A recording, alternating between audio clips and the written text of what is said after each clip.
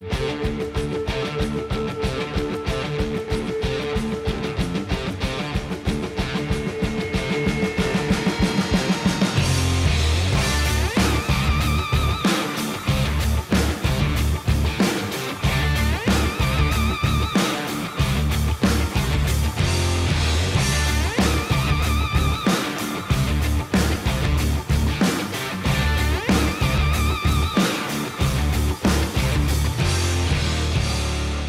guys, Jason here at CrossFit Rife. I'm here with our head weightlifting coach, Phil Sabatini. Congrats on the Nationals recently. Phil finished 4th in the 94s. And then we had 2 other lifters that also finished top 10, a 6 and a 7. So congrats to you and the team. And we've just had another meet last weekend, correct? Yep. At 16, the unrivaled. Yep, 16 lifters. Yeah, the unrivaled spring opens. A really well-run weightlifting meet. So good job, Kenny and the unrivaled crew. And then when's the next one? July. Are You Fit? Yeah. Oh no, yeah, the RVA. RVA and then Are You Fit? Yeah, RVA in July and then Are You Fit in September. The reason we're doing this video is I've come to the realization that most people have no concept of how to prep themselves and get ready to lift on meet day. So if you're like me, didn't really come, like weightlifting wasn't your sport, the plan is just kind of get to 90% and hope wait till it's your turn. And turns out that's not how it works. That's a bad idea. So that's what we're going to cover today. We're going to cover simply how you should set up your lifts, what kind of timeline that should look like on meet day, so that if you guys are doing the RVA Open, you'll have probably a better plan and you can hit some PRs. So real quick, so what's kind of the main reason we really want to have a tight timeline and have a plan for how we're going to schedule the lifts on meet day? 2 main reasons. The first one is timing. You know, you want to get some rest, but you don't want too much rest, you know? Yeah. So somewhere around 3 minutes from your last warm-up that you'd want to be on the platform, you know?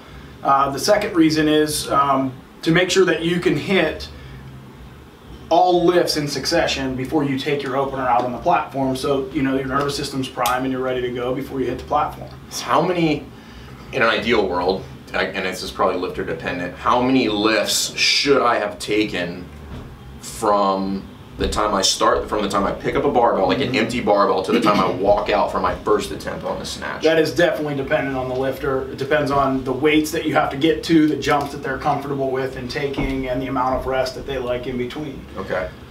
Typically it's anywhere from 20 to 30 minutes before your opening attempt that you'll start to play with the barbell. And so 20 to 30 minutes out, so let's say 30 roughly. Let's say we have somebody who's going to be hitting some probably heavier weights or mid to heavy weights.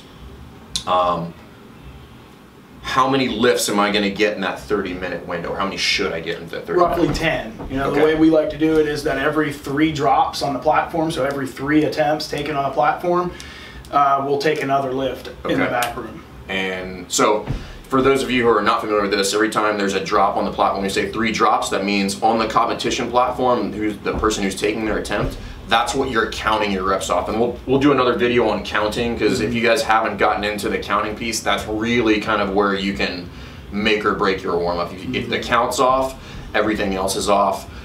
You won't be hitting the numbers you want when you want. You won't be ready to walk on the platform. But so that's what you should have somebody counting that, right? Yes. Yeah, so it's tough if you're going to be doing this by yourself. If you have somebody coming with you, like probably have somebody just come in and like have them tell you every time a weight drops on the platform. Like we always usually we have a pretty big team, so there's a lot of people running around counting, making sure. We have people set aside to watch the competition platform and watch how the cards are changing on the table, and then we have coaches in the back that are helping the lifter load weights. Cool. So I'm going to work my way backwards. I usually kind of going to set my opener and then work my way back roughly 10 lifts from there. What should those jumps look like? Of those 10 lifts, should I be going like 10%, or how do you usually all dependent on how the lifter trains, you know? So if they're comfortable taking 5 kilo jumps, then they should be 5 kilo jumps in warm-ups.